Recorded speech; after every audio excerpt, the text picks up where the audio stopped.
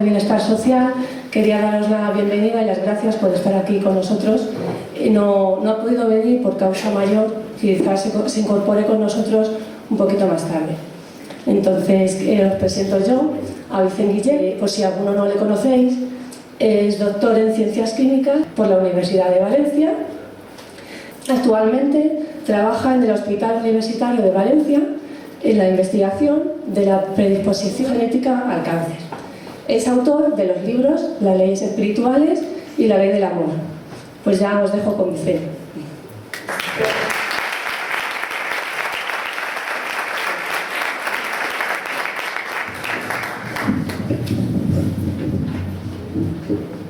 Hola, buenos días a todos y gracias por haber venido. Bueno, primero agradecer a Esther la invitación y también al Ayuntamiento del Viso de San Juan, sobre todo a la concejala de Bienestar Social, también agradecer a la concejala de Educación su presencia y a todos vosotros por haber venido. Espero que la charla os resulte interesante. Como comentaba Esther, yo trabajo en el Hospital Clínico Universitario de Valencia.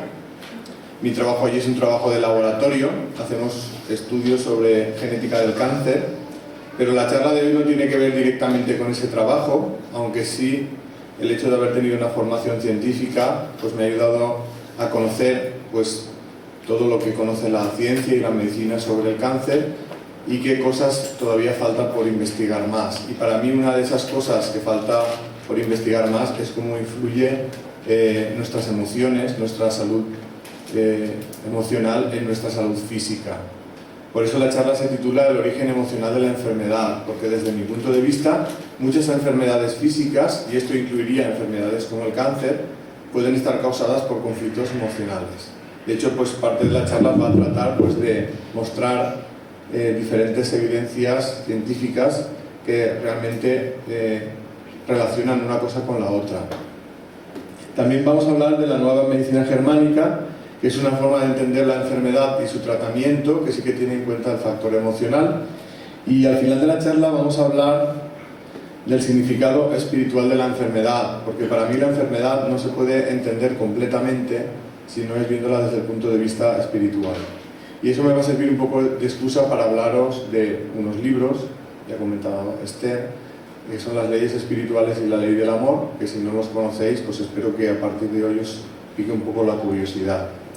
Para empezar la charla, me gustaría hacerlo explicando un poquito, muy brevemente, lo que es el cáncer, y para eso voy a utilizar este vídeo que veis aquí.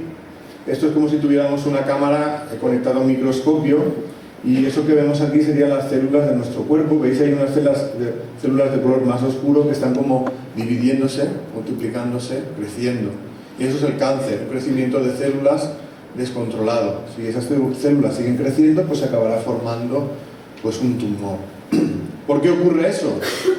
Porque esas células en un determinado momento empiezan a crecer de esa manera, generando los tumores, generando cáncer. La medicina convencional lo atribuye a la presencia de alteraciones genéticas. Podríamos decir que los genes son como los planos que le dicen a la célula cómo tiene que funcionar.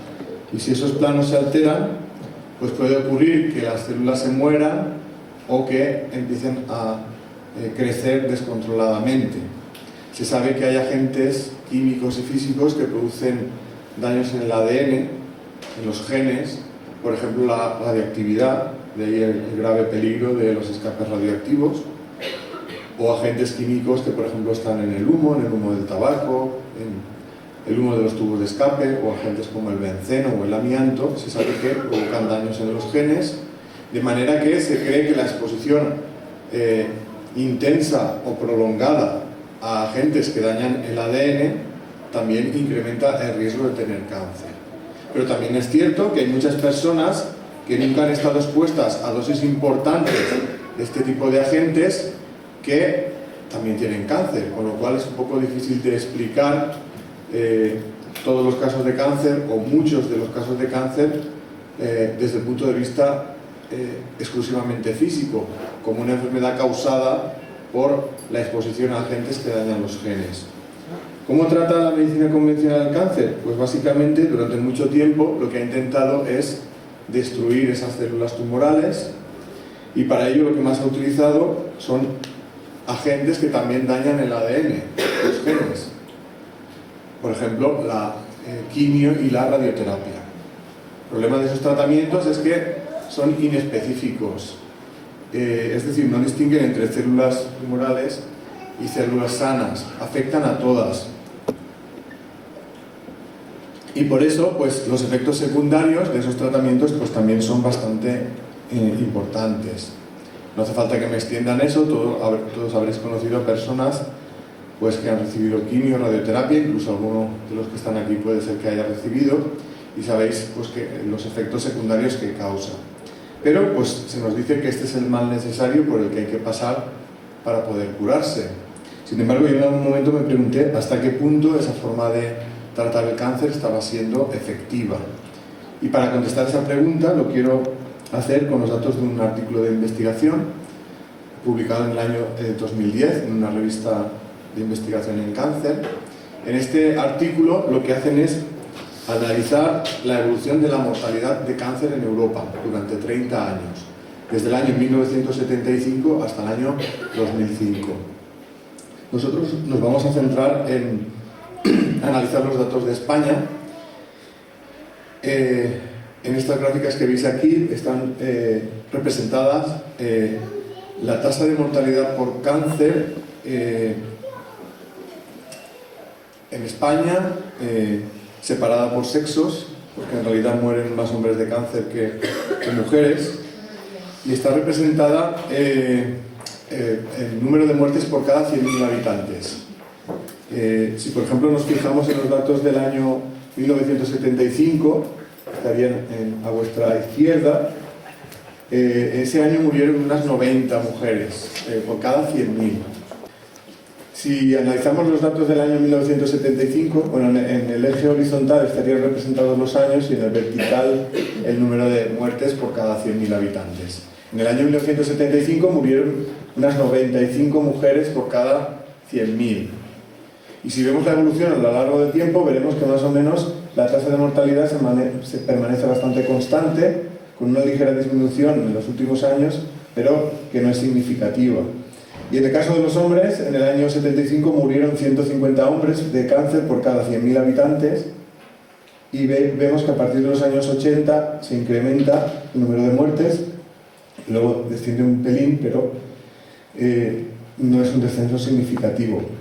De manera que, por ejemplo, en el caso de los hombres, en el año 2005 murieron más hombres de cáncer que en el año 1975.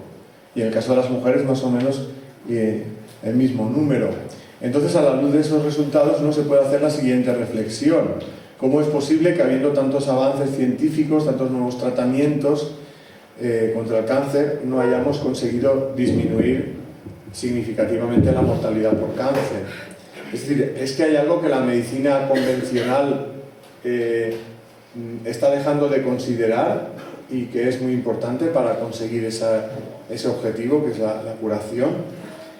Pues para mí ese algo que falta por investigar es cómo influyen nuestras emociones en nuestra salud física. Por eso a partir de ahora vamos a hablar pues, de diferentes trabajos que demuestran que existe esa relación entre lo emocional y lo físico. Uno de los primeros trabajos que os quiero comentar es uno realizado en el Instituto de Inmunología de Witten, es un instituto en Alemania, y lo que descubrieron en este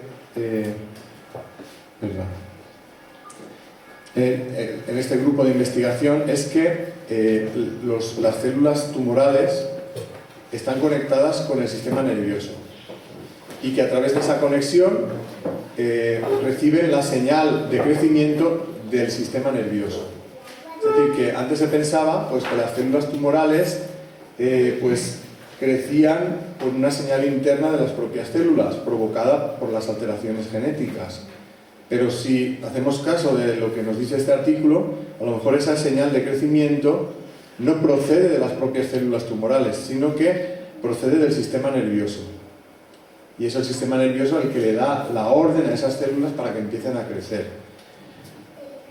Ese ya es el primer vínculo que tenemos con la parte emocional, porque todo lo que nos ocurre a nivel emocional va a impactar en el sistema nervioso. Esto es un artículo que se publicó en el año 2008, que se titula Considerando la interconexión entre las neuronas y los tumores. Se llama La conexión nerviosa del cáncer. Este es otro trabajo que se realizó en ratones, se publicó en el año 2010, y en este estudio lo que hacen es analizar cómo influye el estrés psicológico, bueno, en este caso son ratones, pero también se les puede someter a estrés, en el crecimiento de las células tumorales. Lo que se hizo en este estudio fue inyectar a unos ratones células tumorales en la pata y observar qué pasaba con el crecimiento de esas células tumorales. En este estudio se utilizaban dos grupos de ratones. A unos de ellos se les sometía a un tipo de estrés que se llama estrés por confinamiento. Consistía en sacar a los ratones todos los días durante 2 horas y colocarlos en una especie de camisa de fuerza, de manera que el ratón no se podía mover. Eso se sabe que produce un tipo de estrés en el ratón y una respuesta del sistema nervioso con la liberación de una serie de hormonas. Lo que ellos observan en el estudio es que ese tipo de estrés influye en el crecimiento de las células tumorales. En la fotografía veis dos ratones y veis coloreada una zona de color violeta. Esas zonas de color violeta son las zonas donde crece el tumor o las células tumorales. Veis que en el caso del grupo control, que son los ratones en los cuales no se ha sometido a ningún tipo de estrés, el crecimiento se produce en la pata, que es la zona donde se han inyectado las células tumorales. Pero en el caso del ratón sometido a estrés, no solo crece en la pata, sino que también hay un crecimiento en la zona de los pulmones. Es decir, que el estrés en esos ratones está contribuyendo a que el cáncer se extienda en su cuerpo. Esto es un trabajo, como digo, que se publicó en el año 2010. Este es otro trabajo también que se publica en el 2008, donde directamente es un estudio ya en personas, donde están analizando pues, cómo influye el estrés psicológico en la incidencia del cáncer y en su supervivencia. Es un estudio epidemiológico, donde pues, analizan en la población si las personas que tienen más o menos estrés tienen más o menos cáncer. Un trabajo realizado en la Universidad de Londres, y a los resultados a los que llegan en el estudio es que efectivamente las personas que tienen mayor de estrés psicosocial tienen una mayor incidencia de cáncer. Y no solo influye en la incidencia, sino que también influye en la supervivencia. Las personas que ya han sido diagnosticadas de cáncer y que tienen un mayor nivel de estrés viven menos tiempo.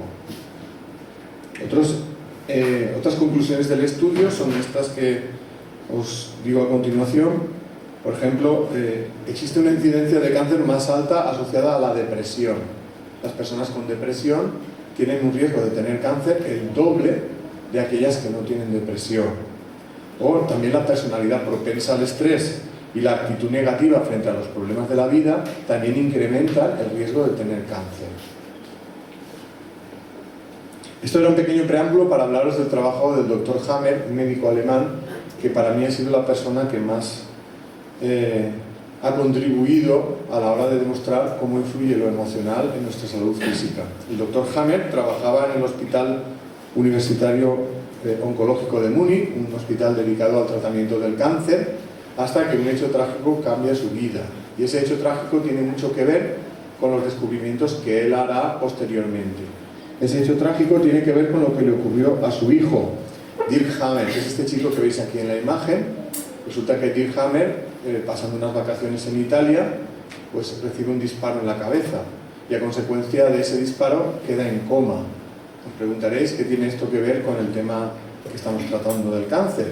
Pues tiene mucho que ver porque a raíz de este suceso el doctor Hammer desarrolla un cáncer de testículo y su mujer y madre de Dirk Hammer, la doctora Sigrid Hammer, un cáncer de mama. Es decir, ambos padres al mismo tiempo, y después de haber ocurrido este hecho tan trágico, que es que disparen a tu hijo, pues desarrollan un cáncer. El hijo acabará falleciendo tras estar varios meses en coma, la madre también, y en ese estado de cosas el doctor Hammer dice haber tenido una especie de sueño muy vívido, donde dice que contacta con su hijo, convenciéndose de que sigue viviendo en otro plano de la existencia. A partir de ese momento el doctor Hammer se recupera espontáneamente de su cáncer e inicia una nueva investigación basándose en la hipótesis de que tanto su cáncer como el de su mujer pues estuvieron relacionados con el brutal conflicto que vivieron con el asesinato de su hijo. Él relaciona esa enfermedad con el trauma a consecuencia del asesinato de su hijo.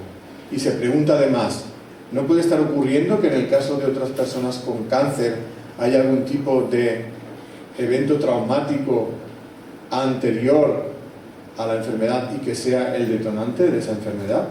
Pues esto es lo que él va a intentar averiguar con su investigación.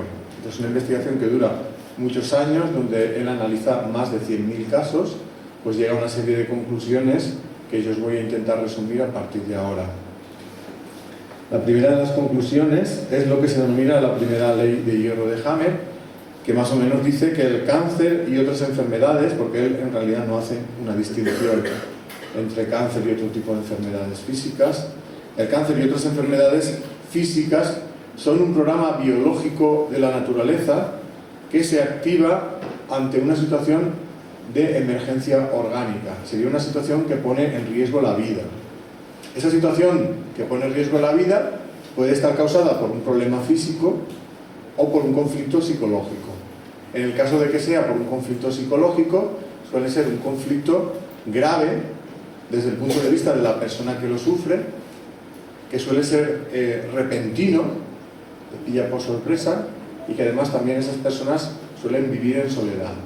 Es decir, un conflicto altamente traumático. Además, el doctor Hammer se da cuenta que cuando una persona vive una situación de esa naturaleza, ese conflicto emocional impacta en el cerebro, deja una huella en el cerebro. Y esa huella es posible detectarla a través de un TAC, un escáner cerebral. En esta imagen que veis aquí, se observa un TAC del cerebro de un paciente y lo que se observa es una alteración eléctrica en forma de círculos concéntricos. No sé si llegáis a observar de lo que es.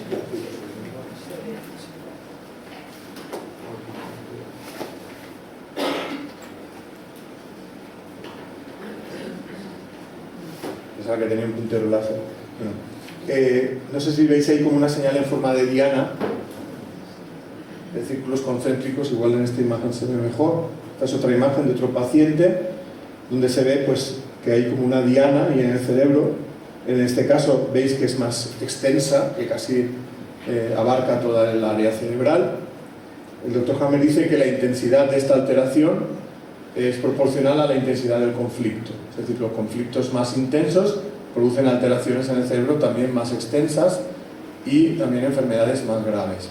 Además, el doctor Hammer se da cuenta que el lugar donde aparece esta alteración en el cerebro no es al azar, sino que existe una correspondencia entre el tipo de conflicto emocional, lugar en el cerebro donde impacta ese conflicto y órgano que luego va a desarrollar la enfermedad. De manera que él es capaz de predecir con los datos de un TAC qué órgano va a sufrir la enfermedad. De hecho, tiene una serie de mapas del cerebro donde sitúa cada conflicto, dónde impacta en el cerebro y qué órgano está relacionado con esa parte del cerebro. Un ejemplo para que se entienda mejor. Pongamos el caso del cáncer de mama que afecta a la glándula mamaria. En este caso, a nivel emocional, tendríamos un conflicto de preocupación o pelea en el hogar. A nivel del cerebro, la alteración se produciría en el cerebelo, que es esa parte de atrás del cerebro, no sé si llegáis a observar ahí abajo, coloreada de amarillo. Si hiciéramos una sección de esa parte y la viéramos desde arriba, tendríamos esa imagen de aquí y luego ampliada en el centro. Veis que en esa imagen del centro hay como dos círculos coloreados de naranja, pues estos serían los lugares del cerebro donde se produce esa alteración eléctrica cuando hay un conflicto de esa naturaleza. y luego las mamas serían los órganos afectados. Si la alteración se produce en el lado derecho del cerebro, la mama afectada es la izquierda y al revés. ¿Por qué? Os preguntaréis por qué el lado contrario. No sé si sabéis que los hemisferios cerebrales a partir del cuello están conectados con los lados contrarios del cuerpo. Por eso cuando una persona tiene una hemorragia cerebral que afecta al lado derecho, pues se suele quedar paralizada del lado izquierdo.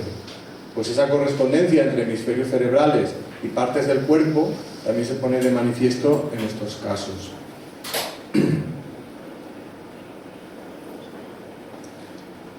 El doctor Hammer dice que en realidad todas las enfermedades siguen un mismo esquema de evolución, y en ese esquema de evolución él le da mucha importancia a lo que ocurre con la pérdida del sueño. Él dice que cuando una persona no tiene ningún conflicto importante, pues duerme normalmente, es decir, alterna el sueño con la vigilia, pero si en un determinado momento de su vida aparece algún tipo de conflicto importante, y es un conflicto altamente traumático, puede ocurrir que quede tan impactado por ese conflicto que a partir de ese momento deja de dormir, es decir, comienza a padecer insomnio. Si ese insomnio se va prolongando en el tiempo, pues el problema que estaba en el plano psicológico pasa a ser también un problema físico, porque el cuerpo necesita dormir para recuperarse, y si se le impide ese sueño, pues digamos que va acumulando un cansancio biológico, un estrés celular que puede conducir pues a que aparezca algún tipo de carencia. Esto es lo que se llama la fase de conflicto activo. Aquí ya se van a producir cambios a nivel físico. Si la persona fuera capaz de resolver ese conflicto, entraría en una segunda etapa que se llama la fase de curación. A veces no se llega nunca a resolver el conflicto, pero imaginemos que una persona es capaz de resolver ese conflicto. Pues a partir de ese momento el cuerpo lo que va a intentar es restaurar la normalidad. Digamos que ha cesado el peligro, y lo que el cuerpo intenta es volver a la situación anterior al conflicto. Pero esa vuelta a la normalidad no sucede de la noche a la mañana, requiere de un tiempo y de un proceso. Generalmente es un proceso inflamatorio. Igual que cuando nos doblamos una articulación o nos hacemos una herida, esa parte del cuerpo se inflama para ayudar a regenerarla, aquí ocurre lo mismo. Los tejidos, los órganos que estaban alterados cuando el conflicto estaba activo, se van a inflamar en la fase de curación para intentar regenerarlos. E incluso en la última etapa del proceso, el doctor Hammer dice que se dan las infecciones. Según él, lo que ocurre en esta etapa es que los microorganismos destruyen las células que no se han podido reparar. En cierta manera actúan como una especie de personal de limpieza y reciclaje. En el cerebro también ocurren cosas diferentes dependiendo de la etapa en la que estemos. Cuando el conflicto está activo, ya hemos comentado que se produce esa alteración eléctrica en forma de diana, pues en la fase de solución esa parte del cerebro también se inflama. El problema de una inflamación en el cerebro es que el cerebro está contenido en el cráneo y no puede crecer cuando se inflama. Esa necesidad de crecer y no poder provoca una tensión muy fuerte en esa parte del cerebro que puede provocar la ruptura de los vasos sanguíneos y de esta manera provocar una hemorragia cerebral. Afortunadamente, pues existen medicamentos, fármacos que disminuyen esa inflamación en el cerebro, que son los corticoides. Pero para hacer buen uso de esos fármacos hace falta conocer cómo evolucionan las enfermedades y que hay un momento en el proceso, en la fase de curación, que puede haber una inflamación en el cerebro importante que necesite de un tratamiento. Este es un artículo que se publicó en el año 2012. En cierta manera le da la razón al doctor Hammer en ese esquema de cómo se produce una enfermedad y cómo dentro de ese proceso el cerebro se ve afectado. Es un estudio publicado en 2012 que se titula El estrés psicológico como un factor de riesgo de muerte de enfermedad cerebrovascular, de hemorragia cerebral. Todos habréis conocido el caso de personas pues, que aparentemente gozaban de buena salud y de la noche a la mañana pues han tenido una hemorragia cerebral y pues han quedado paralizadas en una parte de su cuerpo o se han muerto. Y aparentemente eso parecía algo que no tenía explicación, como si fuera una macabra lotería que te puede tocar en cualquier momento sin que sepas por qué. Desde este punto de vista no sería casualidad que esa persona le haya pasado eso. Según el Dr. Hammer, pues podría ser que esa persona estuviera pasando por un tipo de trauma intenso, un conflicto emocional intenso, que ya ha entrado en fase de solución y que en esa fase de solución esa parte del cerebro afectada se ha inflamado excesivamente y esa inflamación y esa tensión ha provocado la ruptura de los vasos sanguíneos y esto la hemorragia cerebral. Por eso ellos encuentran una relación entre el estrés psicológico y el riesgo de morir de enfermedad cerebrovascular. Si no conociéramos la explicación del Dr. Hammer, no entenderíamos cómo una cosa está relacionada con la otra. Después de lo que conocemos de cómo influyen los conflictos emocionales a nivel del cerebro, nos es fácil entender cómo se relaciona una cosa con la otra. La diferencia es que este artículo se publicó en el año 2012 y lo que el Dr. Hammer dijo, pues lo dijo 30 años antes. Esto es como una confirmación experimental de que realmente el Dr. Hammer pues tiene razón en sus teorías. Otra de las cosas que está diciendo el Dr. Hammer es que el cuerpo tiene mecanismos naturales de regeneración, incluso para enfermedades como el cáncer. Esto que veis ahí en la diapositiva es un extracto de un artículo publicado en el año 2001 en una revista de investigación de cáncer por el Dr. Thomas Jesse, que más o menos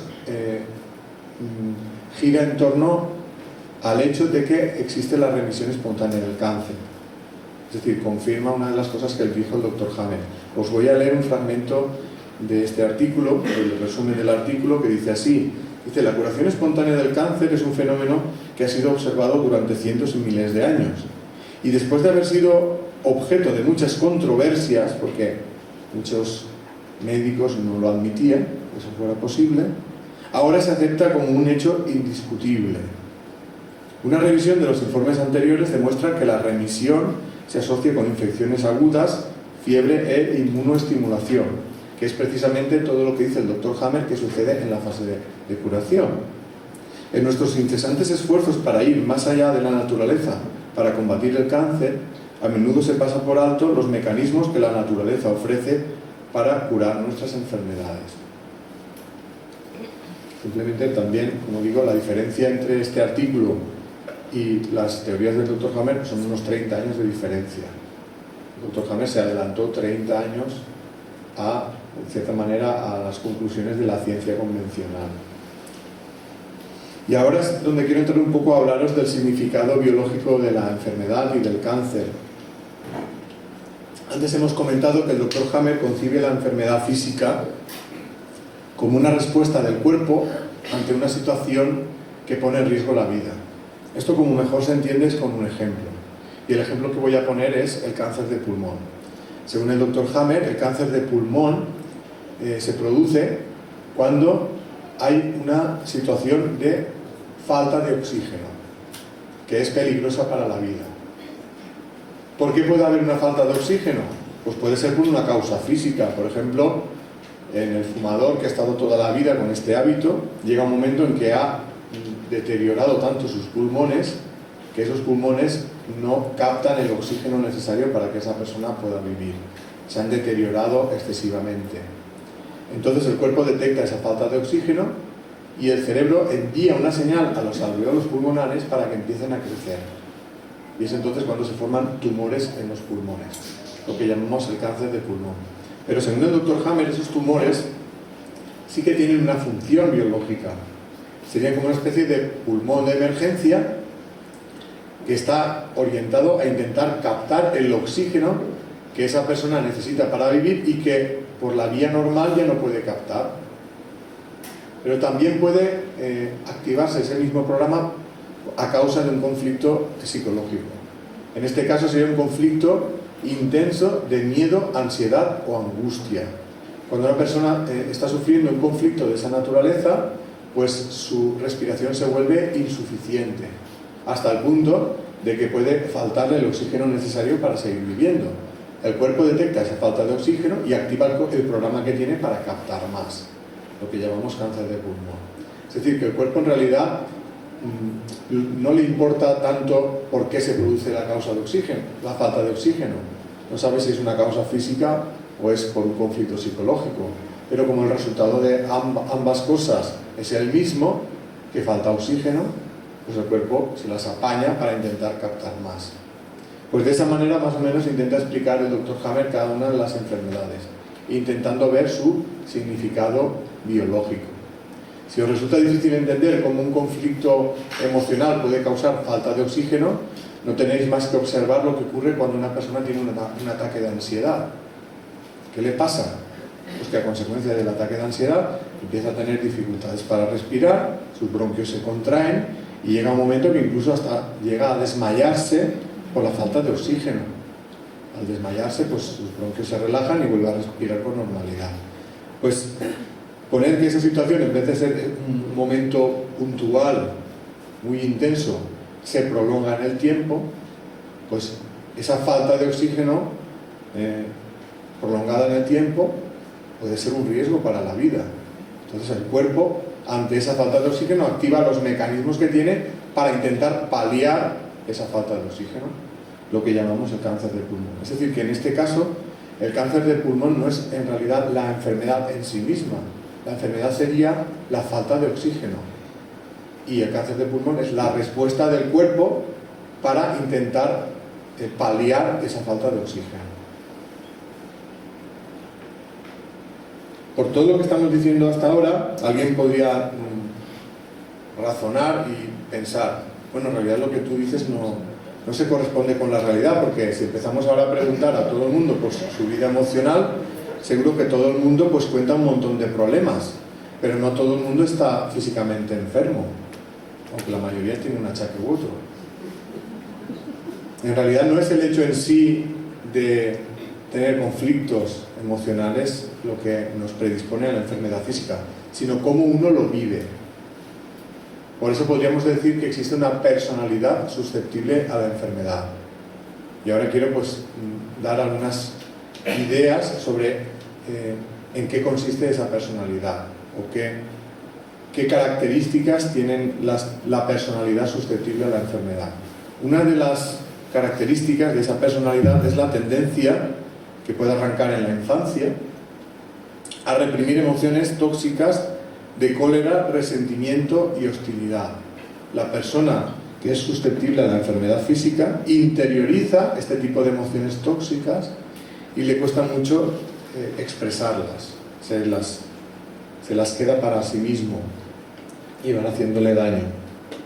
También suelen ser personas que se sienten poco queridas. Suele haber un historial de carencia afectiva que también puede arrancar en la infancia porque no se han sentido queridos por alguno de los padres o por ambos padres. Eso hace que sean personas muy vulnerables a nivel emocional y cuando aparece alguna situación emocional de conflicto les cuesta mucho resolverla. También suelen ser personas pues que tienen gran dificultad en expresar el dolor interno. Es decir, muchas veces sufren en silencio. Yo suelo decir que la mejor manera para evitar que un problema emocional se transforme en una enfermedad física es buscar desahogarse cuando te pasa algo, contárselo a alguien que te pueda escuchar, que te pueda entender, porque solo el mero hecho de contarlo ya está aliviando el sufrimiento. Y a lo mejor esa persona a quien se lo cuentas hasta te da un buen consejo que te sirve para ayudar a resolver el conflicto. También suelen ser personas que tienen miedo, se asustan profundamente de los acontecimientos negativos. Al final de la charla hablaré con más detenimiento del miedo, porque para mí es un gran causante de sufrimiento y también, por tanto, de enfermedad. Y ahora vamos a hacer un breve repaso de las relaciones que existen entre tipos de conflicto emocional y enfermedades físicas según el Dr. Hammer. Y vamos a empezar hablando del cáncer de mama, una enfermedad pues, lamentablemente tan común y que tanto sufrimiento causa. El Dr. Hammer distingue dos tipos de cáncer de mama, cada uno de ellos asociados a un conflicto emocional diferente. Por un lado teníamos el cáncer que afecta a la glándula mamaria y por otro el que afecta a los conductos galactóforos. Los conductos galactóforos son los conductos por donde pasa la leche.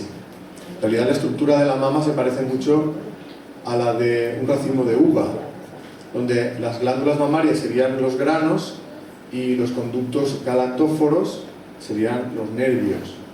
Pues puede haber cáncer de los dos tipos de tejido. En el caso del cáncer que afecta a la glándula mamaria, a nivel emocional estaría causado por un conflicto de preocupación o pelea en el hogar. Es el que hemos antes utilizado de ejemplo. Cuando el conflicto está activo, lo que sucede es que la glándula mamaria aumenta su tamaño y cuando se resuelve el conflicto, poco a poco va volviendo a su tamaño normal.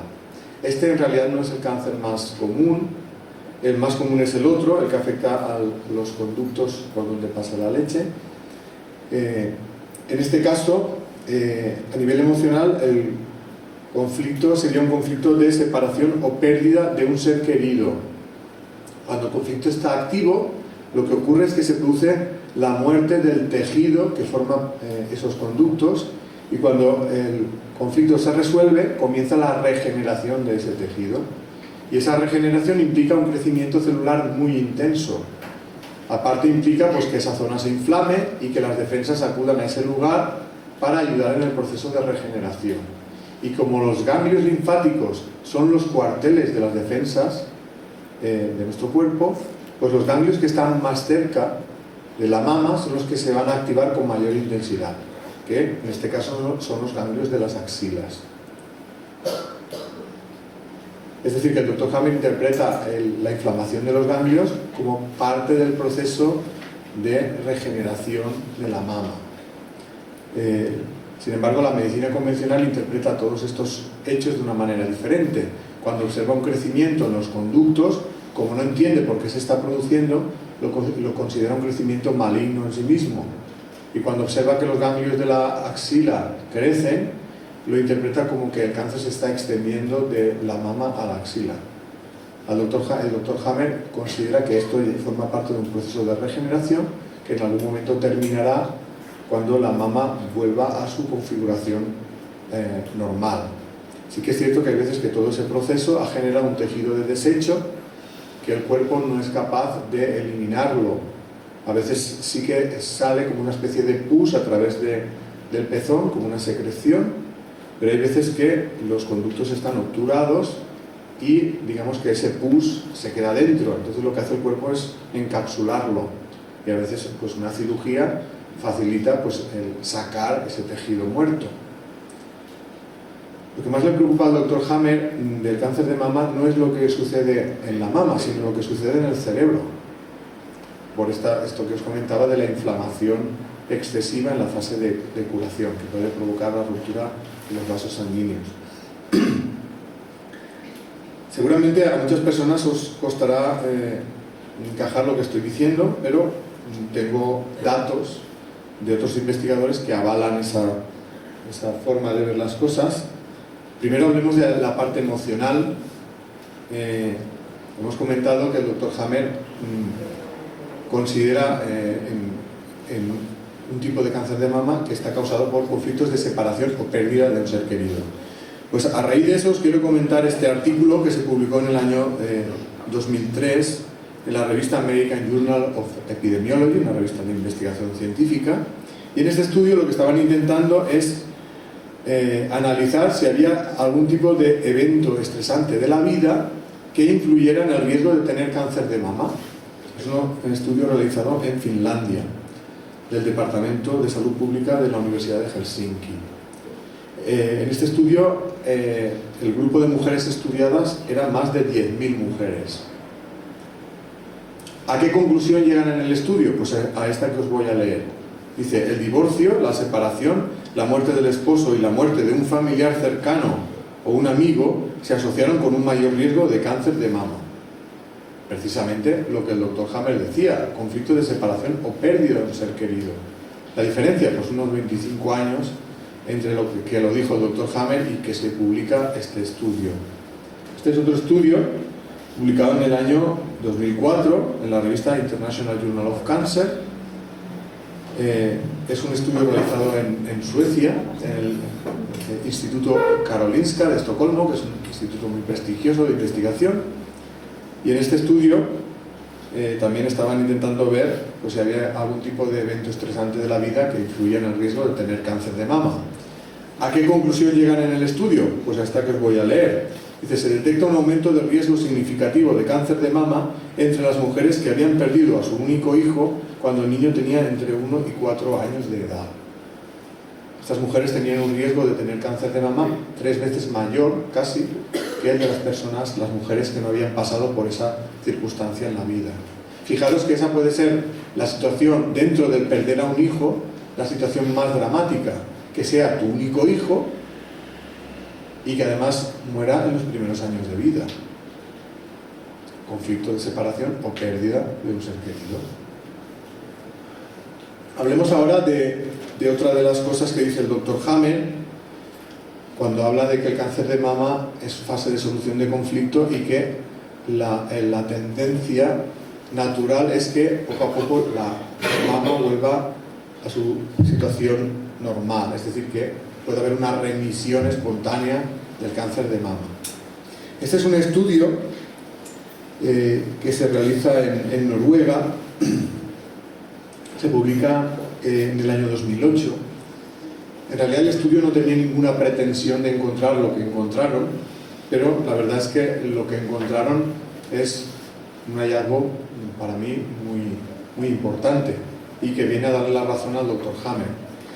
En este estudio lo que estaban intentando es ver si el hecho de hacer mamografías frecuentes servía para detectar precozmente el cáncer de mama y de esta manera tratarlo precozmente. En este estudio había 2 grupos de mujeres.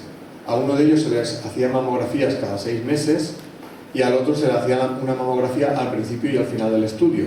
Como el estudio duraba 6 años, pues era una mamografía cada 6 años. En realidad este era el grupo control. Pues resulta que cuando analizan la incidencia de cáncer de mama en cada grupo, aparentemente tendría que ser la misma, resulta que detectan más casos de cáncer de mama en el grupo donde hacen las mamografías cada 6 meses. Y entonces se quedan sorprendidos e intentan, ¿esto qué es? Porque se supone que la mamografía no es una técnica tan agresiva como para aumentar el riesgo de tener cáncer de mama. ¿Cómo explican ellos este hallazgo? Pues lo voy a leer del propio artículo. Dice, debido a que la incidencia acumulada entre el grupo control de cáncer de mama nunca alcanzó la del otro grupo, donde se hacían las mamografías cada 6 meses, parece ser que algunos tipos de cáncer de mama detectados por mamografía no persisten lo suficiente para ser detectables por una mamografía al final de 6 años. Esto plantea la posibilidad de que el curso natural de algunos cánceres de mama invasivos detectados mediante mamografía es una remisión espontánea. Y no penséis que es un caso de cada 100. Según el cálculo que hacen en el estudio, es un caso de cada 4 más o menos, el que desaparece espontáneamente. Vamos a intentar entender un poquito más las conclusiones del estudio. Y para eso lo mejor es un ejemplo. Imaginaros que yo estoy intentando averiguar cuántas veces parpadea una persona a lo largo de 1 hora o de su vida, pero lo que decido es pues contabilizar los parpadeos durante 1 hora y luego extrapolarlo pues a toda una vida. Imaginemos que para detectar los parpadeos yo utilizo 2 técnicas. Una de ellas es filmar a esa persona durante 1 hora con una grabación de vídeo y luego elijo otra forma que es hacerle fotografías pues cada minuto. ¿Con qué técnica pensáis que voy a detectar más parpadeos? ¿Con el vídeo o con las fotos? Con el vídeo. ¿Por qué? Porque el vídeo en realidad está filmando todo el tiempo. Mientras que las fotos solo estás cogiendo un breve periodo de tiempo.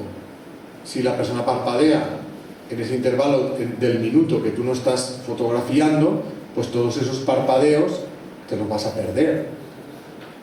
Pues eso es más o menos lo que ha ocurrido en este estudio. El vídeo sería hacer mamografías cada 6 meses y la foto sería mamografías cada 6 años. Es decir, en un caso estás viendo más veces, observando la mama en un tiempo más corto.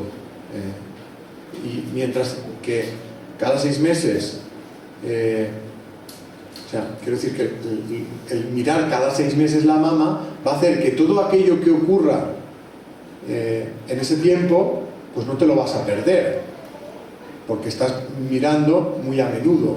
Sin embargo, cuando se hacen las mamografías cada 6 años, puede ser que haya cosas que aparezcan y desaparezcan de la mama que, como tú no has mirado, pues te han pasado desapercibidas. Pues eso es lo que está ocurriendo en este estudio, que han observado que en un porcentaje de mujeres, en ese tiempo de 6 años, se producen cánceres de mama que aparecen y desaparecen espontáneamente, y que como tú no estás mirando ni te has dado cuenta de que existían. Por eso cuando contabilizan salen menos cánceres de mama. En el grupo donde miras cada 6 meses la mama, hay cambios que se están produciendo que a lo mejor con el tiempo van a desaparecer, pero como tú estás viéndolos muy a menudo, estás viendo la mama muy a menudo, eres capaz de detectar cuando aparecen. Por eso ellos concluyen que haya más casos de cánceres de mama en el grupo donde se hacen las mamografías cada 6 meses que en el otro grupo donde se hace cada 6 años, es precisamente porque algunos de esos cambios aparecen y desaparecen en ese intervalo de tiempo. Y ellos concluyen que eso significa que remiten espontáneamente, porque esas mujeres no son tratadas de ninguna manera. Este estudio se repite exactamente igual en Suecia y sale exactamente lo mismo. Y llegan a la misma conclusión, que no encuentran otra explicación a este hecho que no sea que una parte de los cánceres de mama remiten espontáneamente. Esto se publica en el año 2011 en la revista Journal of Lancet Oncology, la revista científica sobre cáncer. Antes de esos artículos ya había habido casos que se contaron en diferentes artículos donde se había observado la remisión espontánea de algunos cánceres de mama. Alguien puede decir, bueno, si son casos puntuales es que no es tan frecuente. En realidad no es porque no sea frecuente, sino porque normalmente cuando una mujer es diagnosticada de cáncer de mama, al poco tiempo empieza el tratamiento. Con lo cual, todo lo que sucede a partir de entonces, tú no sabes si es consecuencia del tratamiento o forma parte del curso natural de la enfermedad. Y más si, por ejemplo, se ha hecho una cirugía, porque ya has quitado el tejido. Pero en estos casos, por diferentes motivos, esas mujeres fueron diagnosticadas de cáncer de mama, pero no fueron tratadas inmediatamente. Había el caso de una mujer que, después de ser diagnosticada de cáncer de mama, sufre un accidente de tráfico. Y a consecuencia de ese accidente, pues sufre un montón de fracturas y necesitan operarla para reconstruirle el esqueleto y luego esperar unos 3 meses a que los huesos suelden antes de empezar el tratamiento. Resulta que después de ese tiempo, cuando ya han pasado 3 meses, le vuelven a hacer pruebas para empezar a tratar el cáncer, le hacen un diagnóstico y resulta que el cáncer ha desaparecido. Y entonces los investigadores, los médicos que la trataron, pues lo dan a conocer. Estos artículos que veis aquí son casos de remisiones espontáneas de cáncer de mama. Y de cierta manera le están dando la razón al doctor Hammer en sus predicciones de que pues, muchos cánceres de mama remiten espontáneamente. Hablemos ahora de otras enfermedades, en este caso enfermedades cardiovasculares, enfermedades del corazón. Según el doctor Hammer, estarían causadas por conflictos de territorio. ¿Qué es un conflicto de territorio? Pues es un conflicto donde una persona pierde algo que considera de su propiedad o sufre el riesgo de perder algo que considera de su propiedad. Ese algo puede ser la pérdida, pues, por ejemplo, del trabajo, de la vivienda, la pérdida de una empresa, en el caso de que sea propietario de una empresa, incluso una pérdida personal si esa persona consideraba a otra de su propiedad. En estos casos se producen las anginas de pecho y los infartos de miocardio. No solo el Dr. Hammer relaciona las enfermedades cardiovasculares con los conflictos emocionales, hay otros investigadores que también lo hacen, por ejemplo el Dr. Ilan Whitstein del Hospital Johns Hopkins en Estados Unidos. Él ha descrito una enfermedad muy parecida al infarto de miocardio que han bautizado como el síndrome del corazón roto, porque se sabe que está causada por el hecho de haber tenido un estrés repentino y altamente traumático. Esto lo cuenta él en un artículo de investigación en el año 2005 en la revista New England Journal of Medicine, que es la revista de mayor impacto en investigación científica. Estos también son diferentes artículos que relacionan las enfermedades cardiovasculares con, por ejemplo, la depresión. Aquí hay uno de ellos que habla que la depresión en hombres, las personas con depresión tienen un riesgo de padecer enfermedades cardiovasculares el doble que aquellas que no están pasando por una depresión. Estos son más artículos sobre este tema. Hablemos ahora de las enfermedades respiratorias. Según el Dr. Hammer, serían enfermedades causadas por conflictos de falta de aire. Un conflicto de falta de aire sería un conflicto intenso de miedo, ansiedad o angustia. No solo causaría el cáncer, ya hemos hablado en este caso que el cáncer en realidad era la respuesta del cuerpo ante la falta de oxígeno prolongada. Enfermedades tan comunes como el asma también pueden estar causadas por el miedo. Precisamente del asma habla el Dr. Richard Davidson de la Universidad de Wisconsin. Él ha demostrado pues, que el asma está causado por el miedo, puede estar activado por el miedo, y además él ha demostrado pues, que en ese proceso entre que la persona pasa miedo y se manifiestan los síntomas del asma, la etapa intermedia es la afectación del cerebro, igual que decía el Dr. Hammer. En esta imagen que veis aquí son dos fotografías sacadas de su artículo. Veis como unas cruces verdes que están marcando en el centro una parte del cerebro. Pues esa parte del cerebro es la que se activa cuando la persona está pasando miedo y después manifiesta el síntoma del asma. En este estudio lo que hacen es monitorizar la actividad de enfermos asmáticos mientras están pasándoles vídeos que en algún momento estimulan su miedo.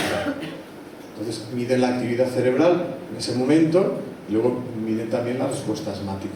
Esto también se publicó en el año 2005. Este es otro estudio que analiza la influencia de la depresión en pacientes varones con cáncer de pulmón. Este es un estudio del Hospital Clínico de Valencia, del Instituto de Investigación INCLIVA, es donde yo trabajo, y que también aquí en España pues están realizando estudios en este sentido. Hablemos ahora de las enfermedades del aparato digestivo. Según el Dr. Hammer, serían enfermedades relacionadas con conflictos indigestos. ¿Qué es un conflicto indigesto? Pues una circunstancia que la persona no asimila, no digiere a nivel emocional. Esto provoca enfermedades de todo el tracto digestivo y también enfermedades del hígado, la vesícula biliar y el páncreas, porque también son órganos que participan en el proceso de la digestión. Aquí hay un estudio publicado en el año 2010 que relaciona la soledad con el cáncer colorectal. Las enfermedades en los órganos sexuales estarían causadas por conflictos que tienen que ver con la sexualidad y la reproducción. Por ejemplo, conflictos de pareja, con connotación sexual. Por ejemplo, imaginaros el caso de una mujer que descubre repentinamente que su marido le está siendo infiel. Eso genera un conflicto de pareja con connotación sexual y una desvalorización a nivel sexual. ¿Cómo reacciona el cuerpo ante esa situación? Pues intentando aumentar la producción de hormona sexual femenina. ¿Cómo sucede eso? Pues se genera un quiste en la zona del ovario, que es el que se dedica a producir más hormonas sexuales femeninas. quistes de ovario suelen tener que ver con conflictos de esa naturaleza. El equivalente en el hombre sería el cáncer de próstata.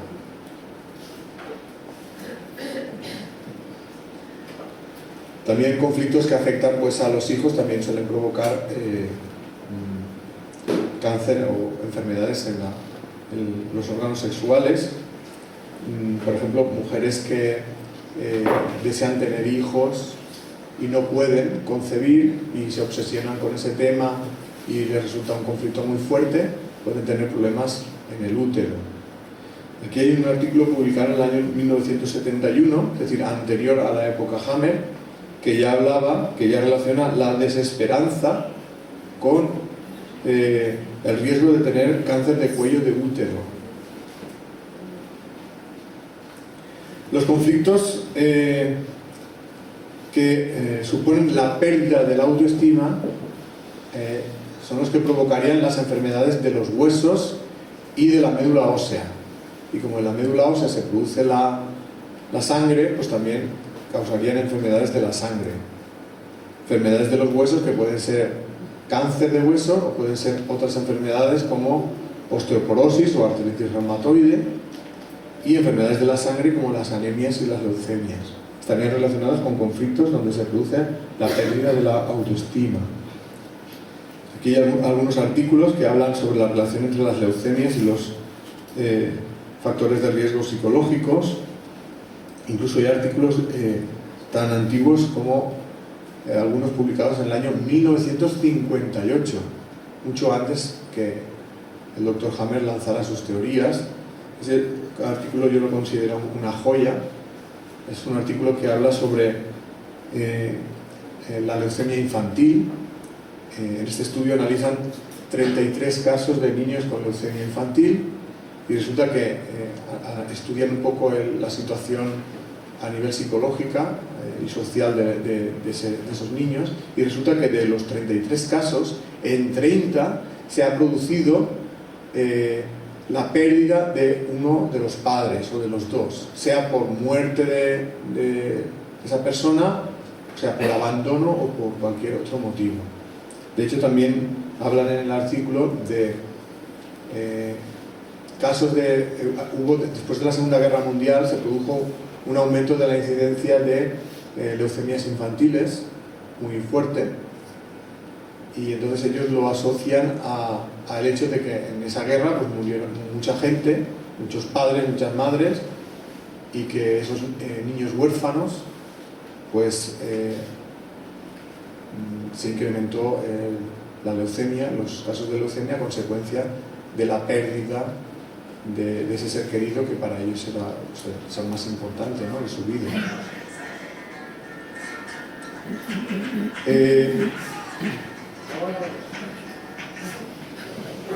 Como estamos hablando de que muchas enfermedades físicas pueden estar causadas por conflictos emocionales, el tratamiento de esas enfermedades también debería requerir una terapia emocional que iría orientada a la identificación de ese conflicto y a su resolución, porque eso automáticamente va a activar los mecanismos naturales que nuestro cuerpo tiene para restaurar la normalidad. Y luego, al mismo tiempo, pues se puede intentar ayudar a nuestro cuerpo pues, a que esa vuelta a la normalidad suceda de la manera más rápida posible y evitando pues, los problemas que se pueden producir en la fase de solución. ¿Qué tratamientos se pueden utilizar? Pues hay tratamientos que consisten en estimular las defensas, por ejemplo el Renovel, producto que se puede conseguir en herboristerías. Perdón.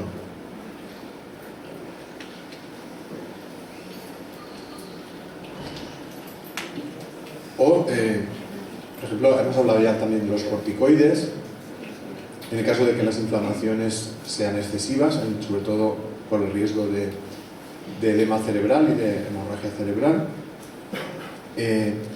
O remedios que pueden estar en la medicina naturista, por ejemplo el calanchoe es una planta pues, que se ha demostrado que tiene un gran efecto antitumoral, antihemorrágico y antiinflamatorio. O tratamientos que pueden estar en la homeopatía, o incluso la medicina energética, el Reiki, puede ser beneficioso también en ese proceso. Pero sin olvidar pues que si la enfermedad está causada por un conflicto emocional, lo importante es identificar el conflicto y darle solución lo antes posible, porque como digo, eso activará los mecanismos naturales de regeneración. Si solo tratamos la parte física y no resolvemos el conflicto, será como un parche, o como el que intenta achicar el agua de una inundación en su casa, pero no ha cerrado el grifo o no ha cerrado la ruptura de la tubería por donde se sale el agua. Pues a lo mejor durante un rato quita el agua, pero al rato vuelve a aparecer. Por eso hay que ir a la raíz, y en este caso la raíz sería el sufrimiento emocional al cual habría que darle solución. Y aunque muchas personas podrían curarse de sus enfermedades si resolvieran los conflictos emocionales que les dieron lugar, también es cierto que hay personas que, aun habiendo resuelto el conflicto emocional, mueren en la fase de solución, con lo cual eso genera como una contradicción, ¿no? Sería esta más o menos: si la solución del conflicto no me asegura automáticamente la recuperación de la salud y la continuidad de la vida, ¿cuál es, si es que lo hay, el significado de la enfermedad? Además, también sabemos que hay enfermedades que no vienen de conflictos emocionales. Por ejemplo, las enfermedades congénitas, muchas de ellas causadas por alteraciones genéticas que se heredan de los padres, o incluso durante el proceso de gestación se producen esas alteraciones genéticas. ¿Cuál sería el origen de estas enfermedades? Porque no lo podríamos explicar desde el punto de vista de la medicina del Dr. Hammer. Pues para intentar contestar a estos interrogantes es necesario que entremos ya en la segunda parte de la charla, lo que yo llamo el significado espiritual de la enfermedad. Y para empezar esta parte me gustaría hacerlo poniéndome un poco en la piel de la persona que está enferma, con una enfermedad grave, incluso le puede causar la muerte. Esa persona se preguntará: ¿por qué me ha tocado a mí pasar por esto? ¿Qué es lo que yo he hecho? ¿Qué es lo que yo he hecho mal? ¿Qué es, que tengo mala suerte? ¿Qué es, que Dios me castiga? Hay personas que lo consideran hasta un castigo divino. Esa persona necesita saber por qué tiene la enfermedad y necesita saber qué va a pasar con esa enfermedad. Si le va a causar la muerte, y en el caso de que le vaya a causar la muerte, ¿qué va a pasar cuando se muera? ¿Se va a acabar la vida ahí o continúa la vida de alguna otra manera? Imaginemos que una persona que está pasando por esta situación, pues ya que está en manos de médicos, se atreve a hacerle esas preguntas a un médico. ¿Por qué tengo esta enfermedad? Seguramente el médico le dirá: pues que usted tiene una predisposición genética. Y esa persona dirá: ya, ¿y por qué la tengo yo y no la tiene mi vecino, por ejemplo? Por el mal que me cae. Pues el médico le dirá: pues mira, le han tocado los genes malos, mala suerte. O otra pregunta que puede hacer es: doctor, ¿esta enfermedad es grave?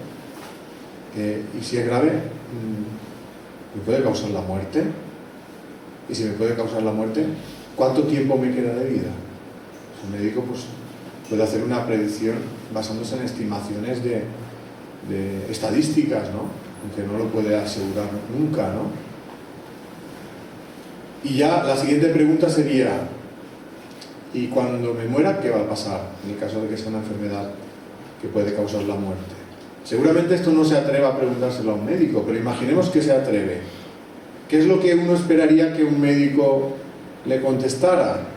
Seguramente pues que no se puede demostrar científicamente que exista la vida después de la muerte. Con lo cual esa persona más o menos se ha quedado igual que estaba. No ha encontrado ninguna explicación al porqué, una explicación filosófica, existencial, de por qué le está pasando eso, ni ha encontrado una esperanza que le consuele en lo que está viviendo. En realidad el tema de la muerte no es algo que solo se van a plantear las personas que están enfermas gravemente.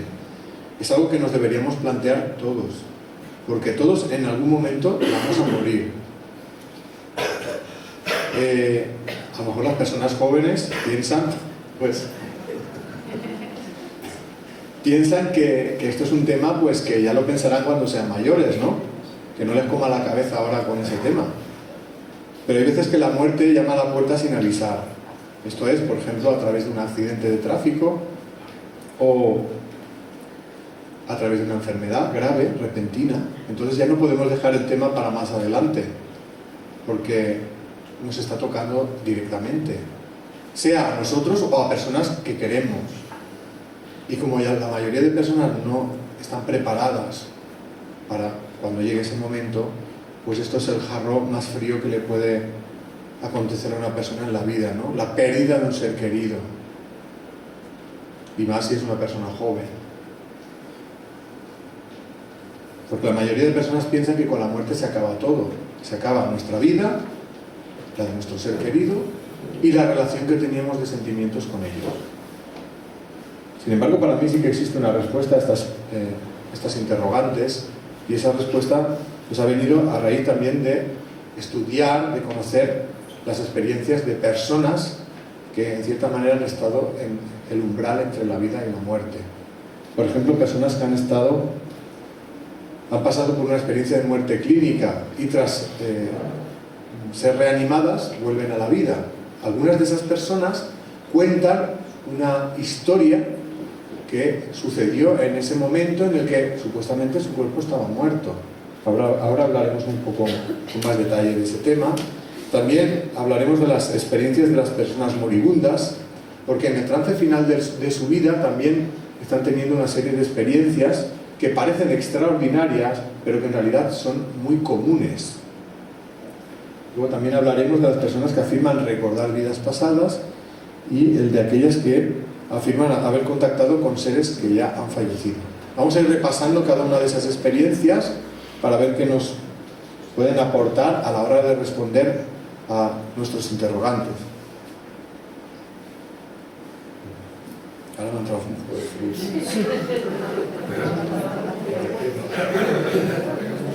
Hablemos primero de las personas que han pasado por la experiencia de muerte clínica. Pues lo que esas personas cuentan que les ocurre es que experimentan una separación de su cuerpo y que cuando se han separado del cuerpo pues siguen siendo conscientes de todo, siguen percibiendo, siguen pensando, siguen sintiendo. De hecho, por ejemplo, si están en la mesa de operaciones donde les están intentando reanimar, pues son capaces de describir o recordar toda la conversación que han mantenido el personal que les está atendiendo. La diferencia es que en vez de verlo desde su cuerpo, lo ven desde fuera. Algunas de esas personas, después de haber salido del cuerpo, tienen como una especie de viaje a toda velocidad, como si fuera por una especie de túnel, al final del cual pues dicen llegar a un lugar que describen como un lugar de mucha paz, de mucha luz, un lugar donde se sienten maravillosamente y del cual no se querrían ir. Y en ese lugar tan maravilloso, pues describen, cuentan que tienen un encuentro o bien con seres queridos que ya han fallecido o bien con seres que ellos reconocen como sus guías. En ese lugar tan maravilloso y en ese diálogo que tienen con ellos se les dice que todavía no ha llegado su hora y que se tienen que volver al cuerpo. Y muy al contrario de lo que normalmente pensamos, que cuando alguien se muere pensamos, pobrecito, y pensamos, menos mal que no he sido yo ni nadie de mi familia que se ha muerto, pues estas personas opinan justo lo contrario, que lo que realmente sería una suerte sería quedarse allí, y lo que les resulta difícil y doloroso es tener que volver al cuerpo. Tal vez sea por eso que la mayoría de los que se van no vuelven. Pero sí que es cierto que las personas que vuelven experimentan un gran cambio en su vida. Por ejemplo, dejan de tenerle miedo a la muerte, porque han echado un vistazo y lo que han visto tiene muy buena pinta. Por lo tanto, no hay por qué asustarse. También experimentan un gran cambio de valores en la vida. Sabemos que las personas normalmente estamos muy preocupadas por los aspectos materiales de la vida. Por ejemplo, pues el tener trabajo, dinero, fama, ser sexys para ligar más, todo el mundo machacándose en los gimnasios para tener tableta de chocolate y cosas así. o pagar la hipoteca, ese tipo de cosas. Estas personas se dan cuenta que todo eso no es tan importante, que lo realmente importante es desarrollar los sentimientos. Y por eso cuando vuelven empiezan a vivir de otra manera, empiezan a valorar más los sentimientos, a vivir de acuerdo con sus sentimientos, a valorar más las relaciones humanas, porque se dan cuenta que esto realmente es algo muy importante. Este tipo de experiencias llegaron a ser pues tan comunes, pues que hubo investigadores que dejaron de mirar para otro lado y empezaron a investigarlas, igual como investigarían, pues por ejemplo, para curar una enfermedad. Uno de esos investigadores pioneros en el estudio de experiencias cercanas a la muerte es el doctor Raymond Moody, psiquiatra y filósofo, que ya en los años 70 del siglo anterior pues ya empezó a escribir artículos de investigación sobre experiencias cercanas a la muerte y escribe un libro titulado Vida después de la vida, donde él recogerá pues, un montón de casos de personas que han pasado por esta experiencia. Él será uno de los primeros en encontrar esas etapas en común que esas personas viven en su experiencia, que son las que os he comentado hace un momento.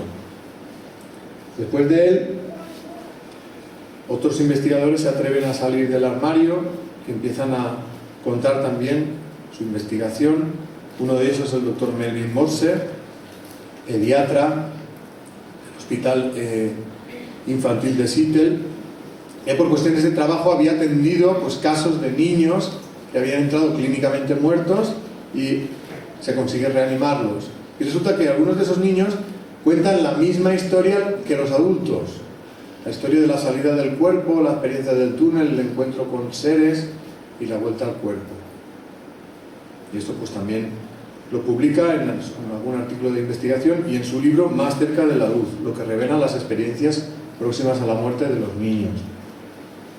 Otros investigadores en una época más reciente son el doctor Peter Fenwick, neuropsiquiatra del Hospital Maudsley en el Reino Unido, y el doctor Sam Parnia, cardiólogo y doctor en biología celular de la Universidad de Southampton. Ellos dirigen un estudio a nivel internacional sobre el estado de conciencia durante la muerte clínica. Ellos ya han publicado diversos trabajos realizados en sus propios centros, pero hace poco han publicado pues, los resultados de este estudio internacional, donde participan más de 25 hospitales. Es un trabajo muy interesante. Aparte de ello, han publicado los libros ¿Qué pasa cuando nos morimos? Y La verdad en la luz. Otro investigador muy importante en este tema es el doctor Pim van Blommel. También ha publicado un artículo muy importante en la revista Lancet, una revista muy prestigiosa a nivel de investigación, y el libro Consciencia más allá de la vida. Otro investigador en el tema es Evidencias del más allá. Este es un libro del doctor Jeffrey Long, donde él aporta pruebas de la existencia de otra vida después de la muerte. En España tenemos la contribución del doctor Enrique Vila, que ha publicado el libro Yo vi la luz, sobre experiencias cercanas a la muerte en España. O el doctor Jean-Jacques Carbonnier, un médico anestesista francés, que ha publicado los libros Las pruebas científicas de una vida después de la vida, o 7 buenas razones para creer en el más allá. Hay bastantes, por lo que veis, hay bastantes investigadores que están estudiando los casos de experiencias cercanas a la muerte, y más o menos todos llegan a la misma conclusión. La primera es que la experiencia cercana a la muerte no es ninguna alucinación, sino que es una experiencia real. Y la segunda es que esa experiencia nos está mostrando que la conciencia sobrevive a la muerte del cuerpo físico. Hablemos ahora de las experiencias de personas moribundas, porque en el trance final de la vida esas personas también dicen que ven y conversan con seres queridos que ya han fallecido, o bien personas que ellos describen como seres de luz. Parece ser que el objetivo de ese contacto es prepararles para la transición que están haciendo hacia el otro lado, ya que desde este lado les ayudamos poco porque tenemos más miedo que ellos a la muerte, pues del otro lado les echan un cable. Fijaros hasta qué punto estas experiencias son comunes, que cuando una persona está moribunda en un hospital, los médicos se acercan a la familia y le dicen: prepararos que vuestro familiar va a empezar a alucinar. Mi pregunta es, ¿todo el mundo se ha puesto de acuerdo en alucinar lo mismo? ¿Que ven a seres queridos que ya han fallecido? Esto es independiente de la creencia que uno tenga. Le pasa a ateos, agnósticos, cristianos, musulmanes, judíos, gente mayor, gente joven. Uno de una alucinación esperaría algo más variado, como alifantes rosa, cosas así. Sin embargo, no sucede así. Tal vez esa coincidencia en las experiencias lo que esté reflejando es que en realidad se trata de una experiencia real, que si nos tomáramos la molestia de estudiar, pues nos daría muchas pistas de qué es lo que pasa cuando nos morimos y qué es lo que viene después. Hay investigadores que sí que se han tomado esa molestia. Por ejemplo, la doctora Elizabeth Kubler-Ross, psiquiatra, que por cuestiones de trabajo pues convivía con enfermos terminales y estos pues le iban contando todo lo que les iba pasando. Eso a ella le hace cambiar mucho su forma de ver la vida y la muerte, porque ella no creía en la vida después de la muerte y a partir de entonces pues empieza a darse cuenta que en realidad la muerte no es el final, sino que es una transición hacia otra forma de vida. Esto ya lo ha contado en sus trabajos, en muchos de sus libros. Uno de ellos es La muerte en un amanecer. Si no lo conocéis, os invito a que lo leáis. Otro investigador en este tema es el doctor Peter Fenwick. También, ¿os acordáis que lo he puesto antes en la diapositiva de experiencias cercanas a la muerte? Pues también está realizando trabajos de investigación en experiencias del final de la vida, que es como se llaman estas experiencias, y en el año 2010 pues, publicó un artículo sobre experiencias del final de la vida. En este estudio han ido a buscar la colaboración de los centros geriátricos, porque en esos centros hay mucha gente que muere cada día, no solo para recabar información de casos que ya han ocurrido, sino para empezar a recabar información a partir de ese momento de todos los casos de moribundos que hubiera. Cuando identificaban a una persona que estaba ya en proceso de morir, lo que hacían era hacerle una entrevista para pues, recoger todos los detalles de la experiencia que estaba teniendo. También para saber la frecuencia de este tipo de experiencias en general entre las personas que están muriendo. En noviembre, el doctor Peter Fenwick tiene pensado participar en un congreso, un congreso gratuito en Elche, y por si a alguien le interesa, pues que sepa que tendrá la oportunidad de, si todo va bien, pues de poderle ver en España pues hablando de todos sus trabajos. Hablemos ahora de las personas que afirman recordar vidas pasadas. Algunos de esos recuerdos son espontáneos, sobre todo en niños de corta edad, mientras que otros se pueden obtener a través de hipnosis regresiva. También hay investigadores que se han interesado por este tipo de experiencias. Por ejemplo, el doctor Ian Stevenson, médico y bioquímico canadiense, que fue profesor de psiquiatría de la Universidad de Virginia. Lo que él intentaba hacer con su trabajo era intentar comprobar si lo que el niño recordaba había ocurrido en realidad o no. Es decir, intentaba documentar históricamente el recuerdo. Si conseguía documentarlo, lo consideraba un caso real de recuerdo de otra vida. Pues en ese esfuerzo de recopilación de información, pues en la Universidad de Virginia pues reunieron una base de datos de más de 2000 casos, los cuales se ha verificado que el recuerdo del niño realmente corresponde a algo de la vida de alguien que ya vivió. Él lo ha contado en diferentes artículos de investigación y en sus libros. Uno de ellos es 20 casos que hacen pensar en la reencarnación. Un continuador del trabajo de Ian Stevenson es el doctor Jim Tucker de la Universidad de Virginia, que ha escrito también artículos sobre este tema, y el libro Vida antes de la vida, los niños que recuerdan vidas anteriores. Si os interesa este tema, podéis buscar en YouTube con las palabras clave reencarnación, Jim Tucker o Ian Stevenson, y esto os llevará a varios documentales pues, que cuentan casos reales de niños, los cuales se ha verificado pues, lo que les sucedió en la vida pasada. Son casos muy llamativos, ¿no? Que parecen ciencia ficción, pero que son reales. También hay personas que han recordado vidas pasadas cuando han sido sometidos a sesiones de hipnosis regresiva. Los primeros casos reportados de recuerdos de otras vidas a través de hipnosis en realidad no fueron nada buscado. De hecho, muchos de los hipnoterapeutas no creían en la reencarnación. Generalmente fueron casos que aparecieron pues, en las consultas de los terapeutas que utilizan la hipnosis regresiva, sobre todo en casos donde la persona, el paciente, pues tenía algún tipo de trauma que no conseguían identificar cuándo empezó en la vida. Entonces ellos pensaban que podría tratarse de un trauma de la infancia temprana que se ha olvidado pero que no se ha superado. Entonces ellos en la sesión de hipnosis le pedían al paciente que volvieran al momento en el que se inició el trauma, pensando pues que recordarían algún momento de la infancia. Sin embargo, en algunos casos, en vez de recordar un episodio de la infancia, esas personas contaban algo que parecía haber ocurrido en otra vida.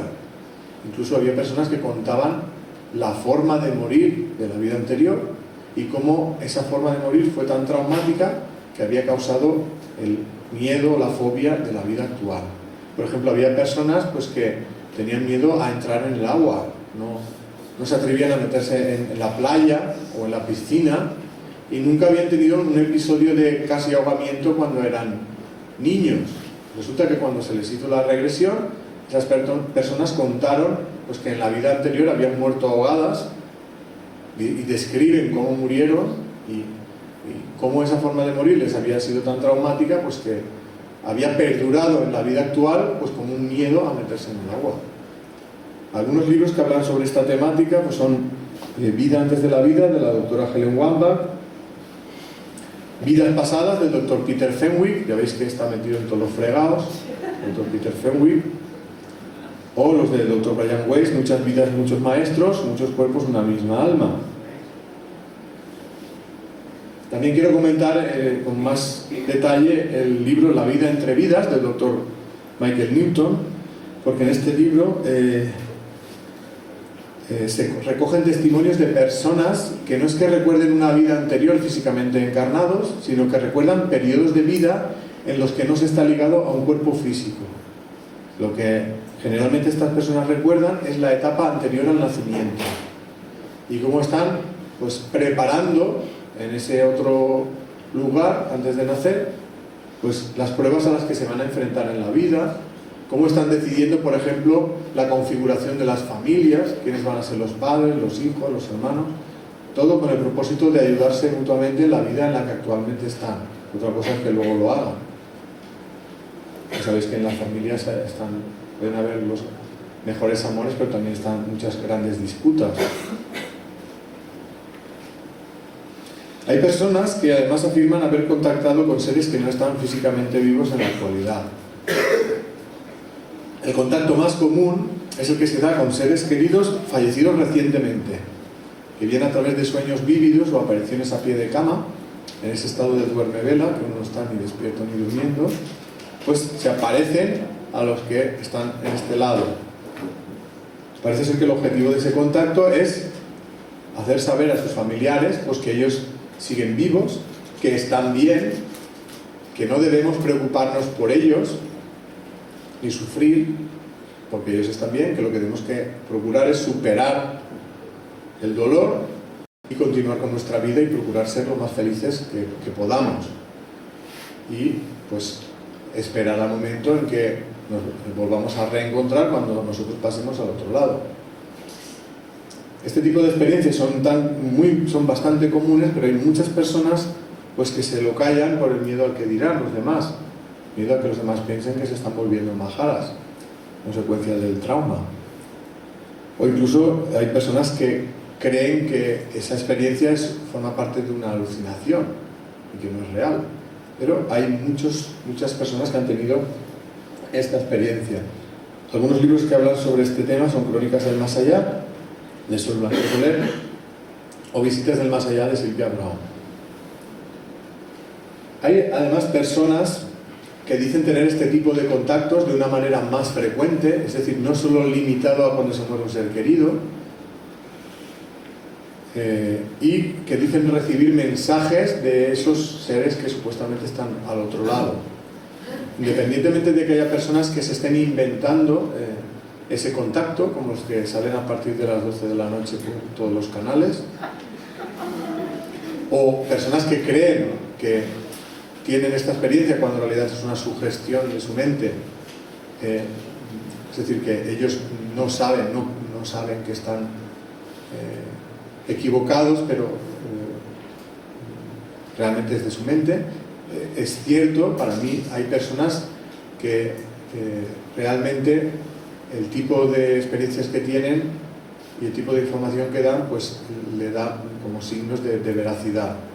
Y la manera que tenemos los demás de saber si este contacto es real o no es intentar comprobar la información que esas personas dan.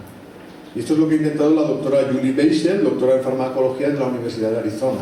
Ella ha diseñado un experimento para intentar averiguar si realmente el contacto con esos seres a través de personas sensibles, llamémosle medium, pues es real o no. Ella lo que hizo fue buscar a estudiantes de su universidad pues que hubieran tenido la pérdida reciente de un ser querido, y les pidió a esos estudiantes pues que dieran información personal, privada y detallada de las personas que habían fallecido. Y luego buscó una serie de personas que eran conocidas como mediums, que ella ya lo conocía de otros estudios, para ella eran fiables, y entonces también se les pidió pues que dieran información de las personas que habían fallecido, a ser posible que fueran los propios fallecidos los que hablaran de sí mismos. Y luego comparó la información obtenida de los estudiantes con la obtenida de los medios. Y resulta que el grado de coincidencia entre ambas informaciones era tan grande, pues que ya no encontró ninguna otra razón para esa coincidencia que realmente que no fuera que el contacto era un contacto real. Pues ella esto lo ha contado en diferentes artículos de investigación. Ella es continuadora del trabajo del Dr. Gary Schwartz, también de la Universidad de Arizona, que ha escrito el libro Los experimentos de la otra vida, donde presenta evidencias científicas sobre la vida después de la muerte. Y ahora viene aquí de la cuestión, lo que yo llamo informaciones del otro lado, que nos van a servir para contestar a las preguntas que nos estamos haciendo. Acordaros que estábamos hablando de la enfermedad. Una pregunta sería: ¿cuál es el significado de la enfermedad? Otra podría ser: ¿qué pasa cuando nos morimos? Y ya que estamos, preguntemos por el sentido de la vida. Una de las cosas que se nos dicen es que somos inmortales y que la vida física no es más que un instante de la vida real, y que esta vida real nunca termina. Es decir, que la muerte del cuerpo no es el final de la vida, sino que es solo una etapa de transición hacia otra existencia menos limitada, en la que todos nos vamos a reencontrar con nuestros seres queridos que se fueron al otro lado antes que nosotros. También se nos dice que existe un plan para cada uno de nosotros, que lo que pretende es que vayamos creciendo en nuestra capacidad de amar, que sea por nuestros propios méritos, a base de experimentar en el plano físico con libertad. Y que las circunstancias de la vida a las que nos enfrentamos no son casualidad, sino que es consecuencia de lo que hemos vivido en vidas anteriores. Que antes de nacer ya conocíamos cuáles eran esas circunstancias, de hecho son circunstancias que elegimos nosotros mismos, y estamos intentando prepararnos para poder superar esas pruebas con éxito. Desde este punto de vista es a través del cual podemos entender cuál es el origen de las enfermedades congénitas. En realidad son enfermedades que vienen como consecuencia de los actos realizados en otras vidas. En general se trata de actos donde se ha podido causar mucho sufrimiento a otros seres, incluso la muerte de otros seres. Cuando una persona comete actos de esa naturaleza, ese acto queda impregnado en su propio ser como si fuera una especie de tóxico psíquico. Necesita deshacerse de él para poder seguir avanzando. Y una de las formas que puede optar para deshacerse de él es, cuando vuelve a nacer, pasarle el tóxico al cuerpo. De manera que el cuerpo actuaría como una especie de paño donde uno se limpia. Pero a través de esa transferencia se puede producir una alteración genética que puede provocar la enfermedad congénita. Pero a través de esa enfermedad, esa persona va a vivir una situación de sufrimiento semejante a la que él causó en los demás. Y de esta manera, esto es lo que le servirá para aprender. Un ejemplo para que se entienda mejor. Quiero contar un caso real de un chaval que tuve la oportunidad de conocer a su madre, que es la que me contó esta historia. Resulta que la madre me contó pues, que su hijo pues, nació con una enfermedad congénita, que se le detectó a los pocos años de vida, un tipo de leucemia congénita, y que a consecuencia de esa enfermedad pues, su hijo tuvo una vida de mucho sufrimiento. Resulta que este chico tenía la ilusión de ser piloto de aviación, pero como tenía esta enfermedad nunca le dejaron cursar los estudios de piloto, pero sí los de azafata. Justo cuando estaba a punto de terminarlos, fallece. Ya os podéis imaginar el dolor de la familia, el dolor de la madre, pensando que ni la única cosa que le había hecho ilusión a su hijo la había podido llegar a disfrutar. Y en ese estado de cosas, su hijo ya desde el otro plano, pues se le aparece un día a su madre y le dice: mira mamá, no quiero que sufras por mí porque yo estoy bien, al morir del cuerpo se acabó la enfermedad, pero te quiero contar el porqué de mi vida. Yo esta afición que tenía a la aviación no me viene de esta vida, me viene de la vida anterior, donde yo fui piloto de aviación, pero fui piloto de aviación de guerra. Y durante la Segunda Guerra Mundial pues estuve dejando caer bombas, y esas bombas hicieron que mucha gente muriera quemada.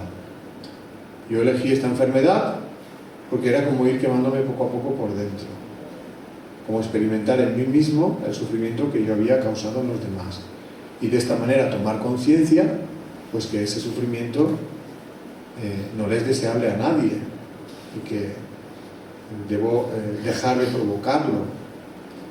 Eso no quiere decir que por cada acto del pasado negativo tengamos que venir a pasar necesariamente por una enfermedad en el presente o en el futuro, pero sí que es cierto que es una forma de aprendizaje muy rápida, y estos espíritus deseosos de aprender y de salir del estado de sufrimiento en el que están, pues deciden pasar por esa prueba por ese motivo, porque quieren aprender. El objetivo de todo ese proceso no es el de castigar, sino el de aprender. ¿Aprender a qué? Pues aprender a amar. Fácil de decir, difícil de conseguir.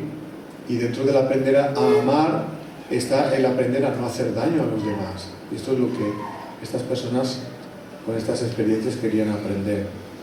Para mí, el amor en su grado máximo se puede definir como la capacidad de sentir a los demás como a uno mismo. Cuando una persona siente a los demás como a sí mismo, pues ya deja de querer hacerles daño. Todo lo contrario, le gustaría que los demás fueran felices, igual que le gustaría serlo a él mismo, y procura, pues, intenta por lo menos no perjudicar a los demás, y si puede incluso les ayuda a que sean más felices. Sin embargo, pues, si miramos cómo está el mundo, nos daremos cuenta de que hay pocas personas que actúan de esta manera. Generalmente lo más normal es que las personas estemos muy preocupadas de lo nuestro y poco preocupadas de los sentimientos y sufrimientos de los demás, y cuando estamos de lo nuestro tampoco es de nuestros sentimientos, sino más bien de satisfacer nuestro egoísmo. Por eso yo digo que la gran causa de sufrimiento en el mundo es la suma del egoísmo de todas las personas que formamos parte de esta humanidad.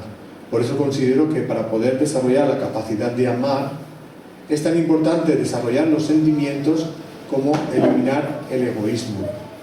Y el egoísmo tiene muchas formas de manifestarse.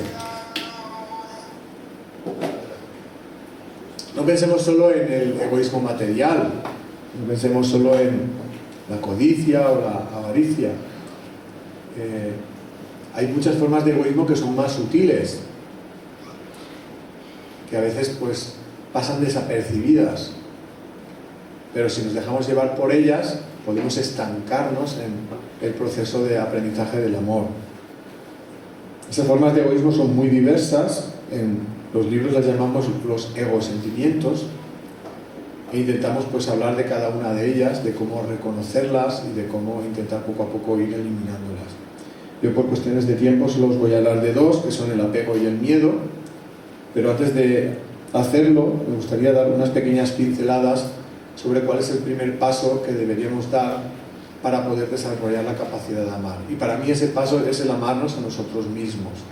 Porque la persona que no se ama a sí misma difícilmente puede querer a las demás. Sabemos que hay personas que tienen la autoestima muy baja, que no tienen ni ganas de vivir. ¿Qué se le puede pedir que haga a esa persona por los demás? Pues nada. Primero tendrá que recuperar las ganas de vivir, recuperar su autoestima. Pero hay veces que confundimos lo que es el amarnos a nosotros mismos con lo que es satisfacer al propio egoísmo, o confundimos el verdadero amor a uno mismo con el satisfacer pues algún deseo, algún capricho. Por ejemplo, imaginaros una persona que tiene la autoestima muy baja y dice, no, si yo lo que creo que me ayudaría es hacer un viaje por todo el mundo, eso me traerá y a ver si así se me pasa la depresión. Resulta que a lo mejor pues hace ese viaje, se lo pasa bien, pero cuando vuelve siguen las cosas igual que estaban. Porque primero, nosotros no podemos huir de nuestro interior. Podemos escapar de alguien, pero no podemos escapar de nosotros mismos.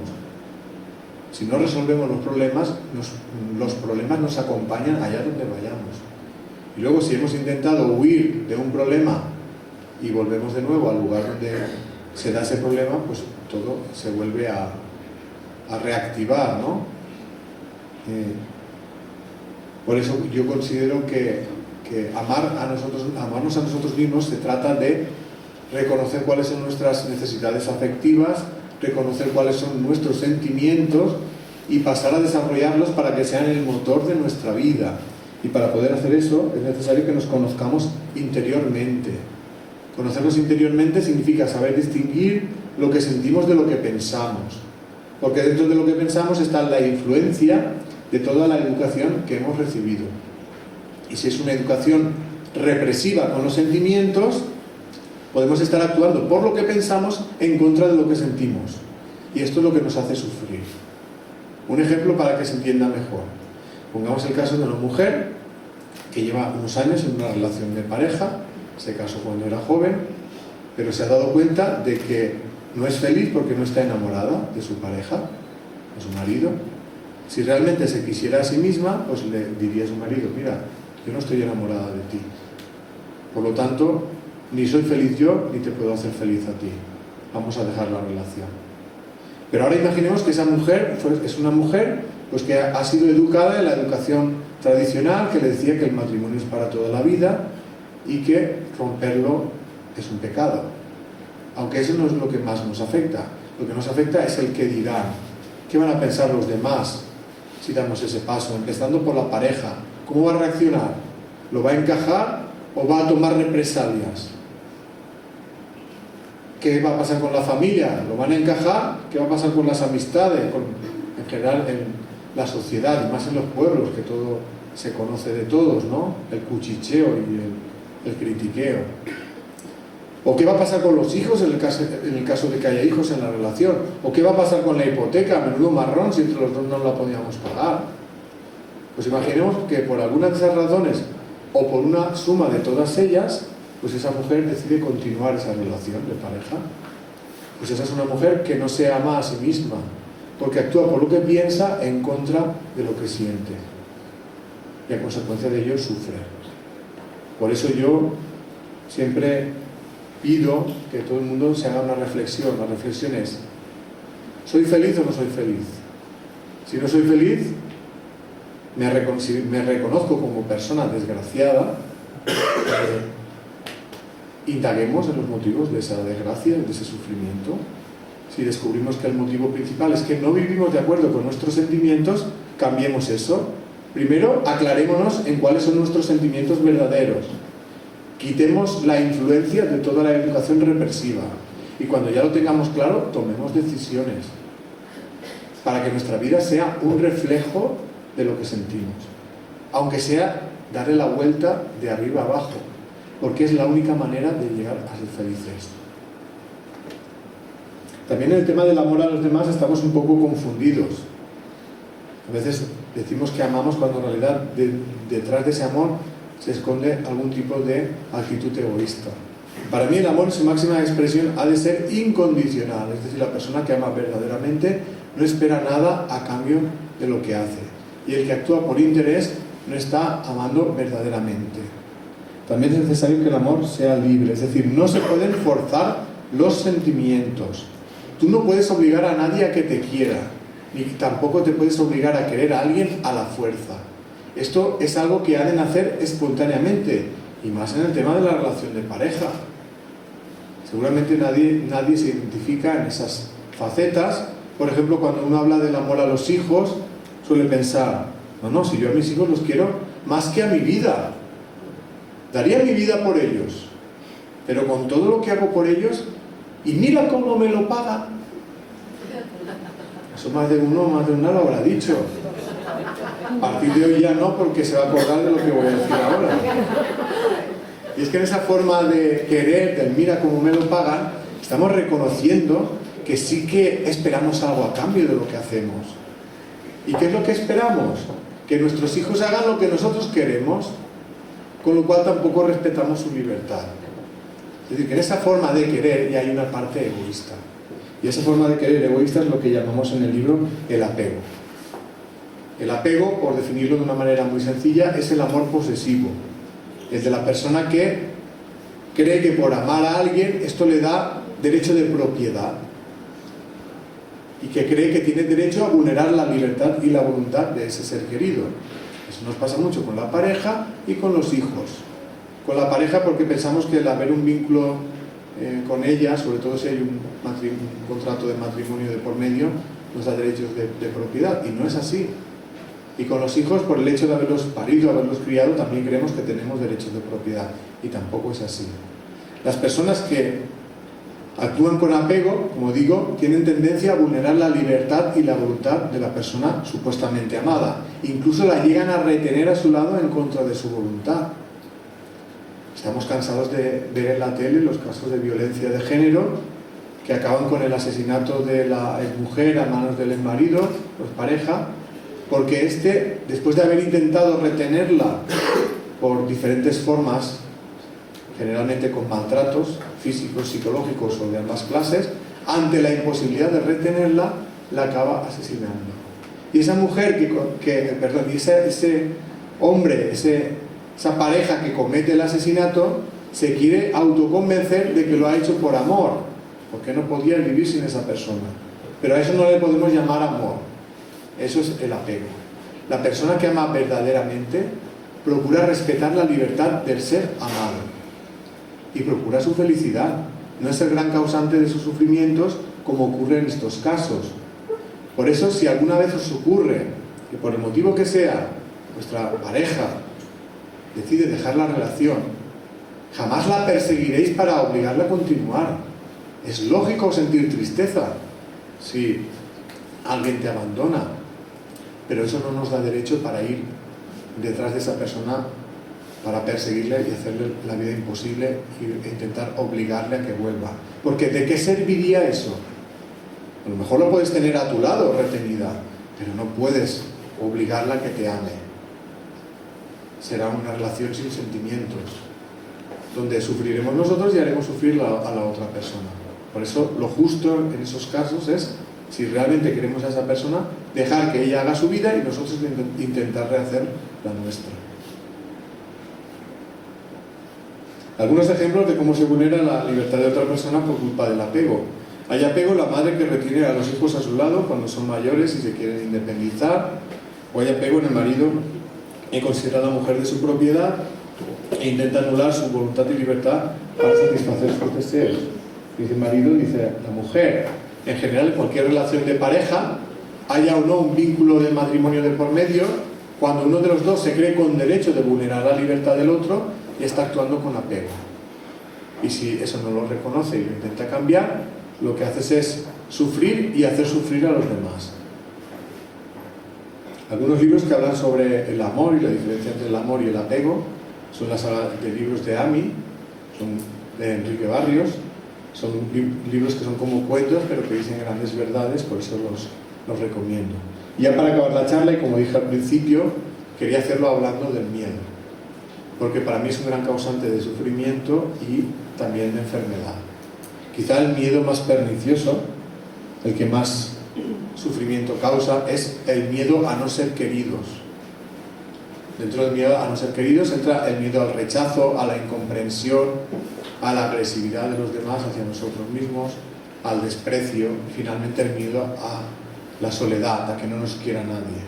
Cuando una persona tiene miedo a no ser querida, muchas veces lo que hace es amoldarse a una forma de ser que no es la suya, sino que es la que los demás esperan de él. Generalmente son personas a las que queremos agradarlas, queremos que nos quieran y creemos que si las complacemos en todo lo que nos piden, nos van a querer más. Pero si en ese deseo de complacer al otro acabamos renunciando a nuestra libertad y a nuestra voluntad, lo único que conseguimos es convertirnos en esclavos en nuestra propia vida. Además, tampoco vamos a conseguir que nos quieran más, porque la persona que realmente te quiere jamás te pediría que renunciaras a ser tú mismo, y el que te está pidiendo eso no te quiere, solo se está aprovechando de ti, aunque sea tu pareja, aunque sea alguien de tu familia. Por eso considero que renunciar a la libertad es un sacrificio inútil, porque no conseguiremos que nos quieran más, solo que se aprovechen más de nosotros. Dependiendo de cómo se manifieste el miedo, pues nos podemos predisponer a unas enfermedades o a otras. Por ejemplo, el miedo que se manifiesta como angustia y falta de aire es el que provoca las enfermedades del aparato respiratorio, por ejemplo el asma.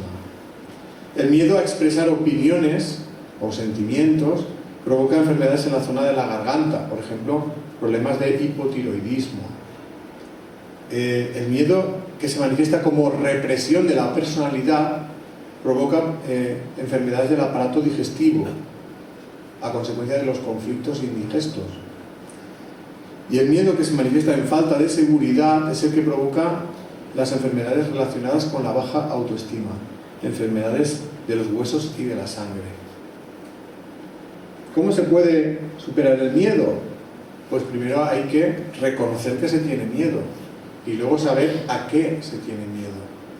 Y cuando ya tenemos claro a qué tenemos miedo, intentemos enfrentarnos a esas circunstancias con valor. Preguntémonos, ¿qué decisión tomaría si fuera totalmente libre para decidir respecto a lo que siento? Pues esa es la decisión acertada. La persona que va tomando decisiones valientes, decididas desde el sentimiento, es la que poco a poco irá superando el miedo. Pues de todo eso van los libros Las leyes espirituales y la ley del amor. Intentan ser herramientas para conocernos interiormente, para poder desarrollar la capacidad de amar y eliminar el egoísmo.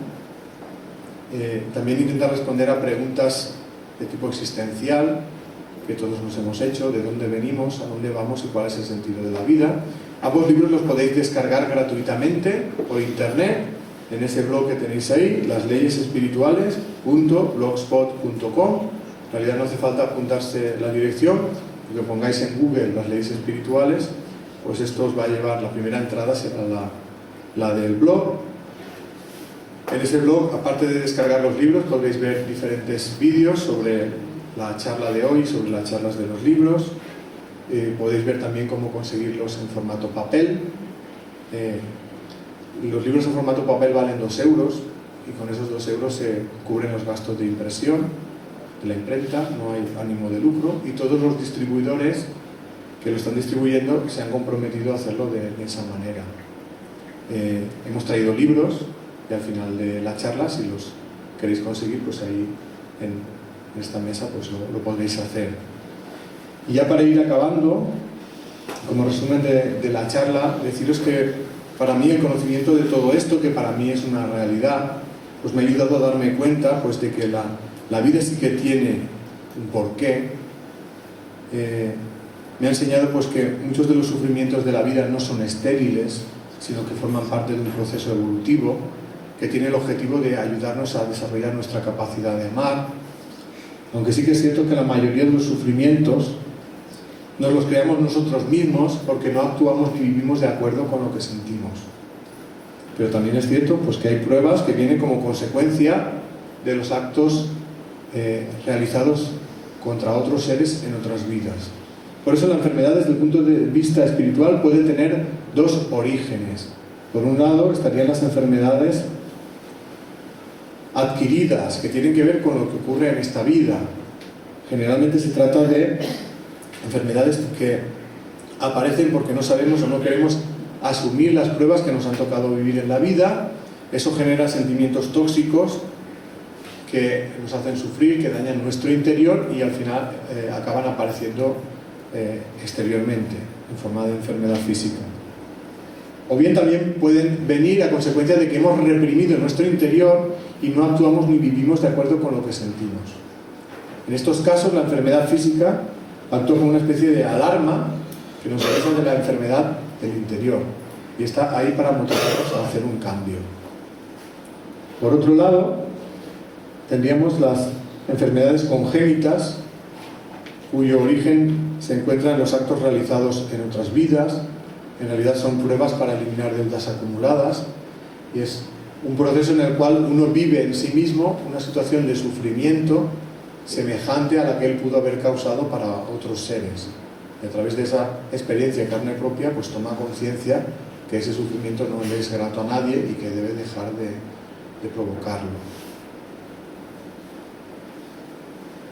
En cualquiera de los dos casos, la enfermedad debilita las barreras mentales que aprisionan la manifestación de nuestro interior y por tanto nos ayudan a adquirir un mayor grado de sensibilidad respecto a nuestros propios sentimientos como respecto a los sentimientos y sufrimientos de los demás. En realidad, si lo miramos bien, deberíamos darnos cuenta de que la enfermedad tiene un significado, que no es el de castigarnos, sino el de ayudarnos a desarrollar nuestra capacidad de amar. Si esto lo tuviéramos claro, seríamos capaces de afrontar con la mayor serenidad cualquier enfermedad, por muy grave que ésta fuese. En realidad podríamos afrontar cualquier obstáculo o problema de la vida, incluso la muerte, tanto la propia como la de un ser querido, porque en realidad la muerte no existe. Lo único que muere es el cuerpo. Nuestra conciencia, lo que nosotros somos, sigue vivo y lo que hace es despojarse de un vestido gastado para regresar a la vida en el plano espiritual, que en realidad es nuestro verdadero hogar. En realidad, si lo miramos bien, todo el sufrimiento del mundo tiene el mismo origen, la ausencia de amor. Llamémosla egoísmo. Igual que la suma del egoísmo de cada persona puede hacer del mundo un auténtico infierno, como vivimos en la actualidad, cuando ese egoísmo se transforme en amor, la suma del amor de cada persona transformará el mundo en un paraíso. En nuestra voluntad está el hacer esa transformación, desde el egoísmo hacia el amor, desde el interior hacia el exterior. Porque con el cambio del interior, el exterior, el mundo entero cambiará. En realidad nosotros no podemos cambiar a los demás. Solo nos podemos cambiar a nosotros mismos. Y desear que los demás, si quieren, cojan el ejemplo. Y si no, no pasa nada. Pero si muchas personas individualmente deciden dar el paso de cambiar, la suma del cambio individual de muchos traerá como consecuencia el cambio colectivo. Y el mundo, en vez de ser un valle de lágrimas, como actualmente es, pues será un lugar mucho más agradable donde vivir. Ya para acabar la charla, y como resumen, hacerlo con esta cita de un sabio muy antiguo que dice así: de las enfermedades del alma están asimismo enfermos los cuerpos. Curemos las almas y los cuerpos serán sanos. Y ya simplemente pues me queda pues daros las gracias a todos y a todas por vuestra atención, dar las gracias también a todas las personas que han participado en la organización, a Esther, a Marimar y en general al Ayuntamiento del Viso de San Juan, y si queréis pues preguntar o comentar alguna cosa, pues ahora es el momento de hacerlo. Muchas gracias.